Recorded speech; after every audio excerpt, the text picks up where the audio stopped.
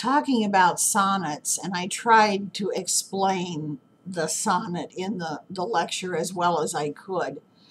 The two most common forms of sonnets are the Shakespearean sonnet and the Petrarchan sonnet. And as I said in the lecture, the Shakespearean sonnet's rhyme scheme is 3 quatrains or quartets and a couplet. And within the 3 4-line constructions, the rhyme scheme in a Shakespearean sonnet is usually A, B, A, B, C, D, C, D, E, F, E, F, G, G. So looking at Sonnet 116, this is a love sonnet written by William Shakespeare for the lover of his sponsor or his patron, who paid Shakespeare to write poems for him. And Shakespeare wrote some beautiful love sonnets in behalf of this man who apparently didn't have the talent to write them himself, so he hired somebody else to write them for him. Sonnet 116 says, "Let me not to the marriage of true minds admit impediments. Love is not love, which alters when it alteration finds, or bends with the remover to remove." First quarter. Minds finds love remove. A, B, A, B. What does it say? It says, love is not love if one of the people in the situation thinks she's going or he's going to reform or change materially the other person. That isn't how love works. Second 4 lines, oh no, it is an ever fixed mark that looks on tempests and is never shaken. It is the star to every wandering bark whose worth's unknown, although his height be taken. He says love is what it is, and we have to accept it and adapt to what it is. It's not something that gives with every change in the wind or weather or whatever. Rhyme scheme, mark, bark, shaken, taken, CD, CD. Love's not time's fool, though rosy lips and cheeks with his bending sickle's compass come. Love alters not with his brief hours and weeks, but bears it out even to the edge of doom. So he says in the last 4 lines, love's not something that doesn't last through time. True love lasts through time. And even though the bloom of youth may go and people may change, love does not change if it's true. And we have EF, EF, cheeks, weeks, come, doom. And then the couplet, if this be error and upon me proved, I never writ, nor no man ever loved. Proved and loved is an approximate rhyme, and that is GG. Moving right on down then to Sonnet 10 by John Donne. This takes the sonnet form a little bit differently. He says, Death, be not proud, though some have called thee mighty and dreadful, for thou art not so. For those whom thou think'st thou dost overthrow die not, poor death, nor yet can you kill me.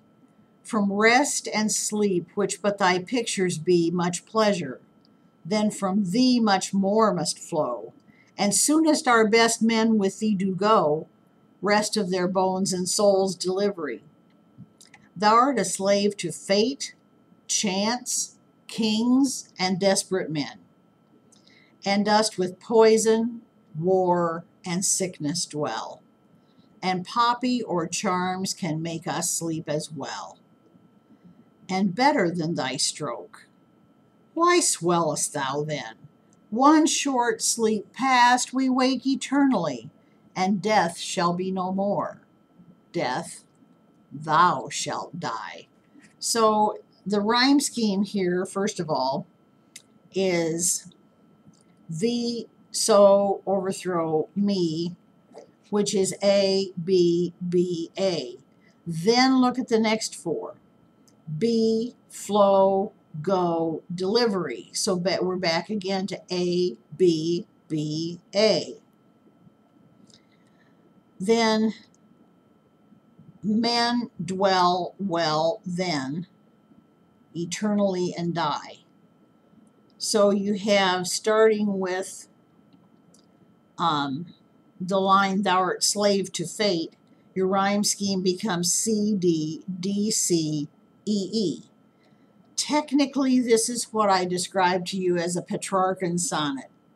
It's 8 lines that fit together subject matter-wise, and then 6 lines that change the subject and either oppose it or add something to it or whatever. The poet, John Donne, is saying, Death, don't get all full of yourself, because you're supposed to be so mighty and dreadful, but you're not.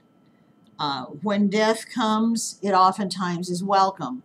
And in the very last lines, he says, just one short sleep and we wake eternally.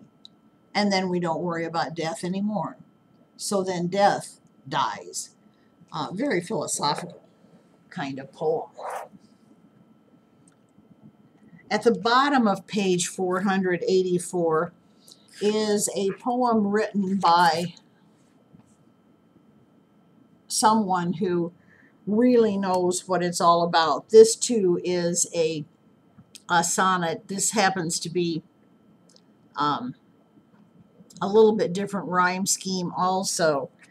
But John Milton was a prolific author. He wrote a great deal in Great Britain during the 16th century, but at a rather early age he lost his sight and did a lot of his later in life writing by dictating it to a secretary because he couldn't see to write himself. But that didn't change his mental capacity very much.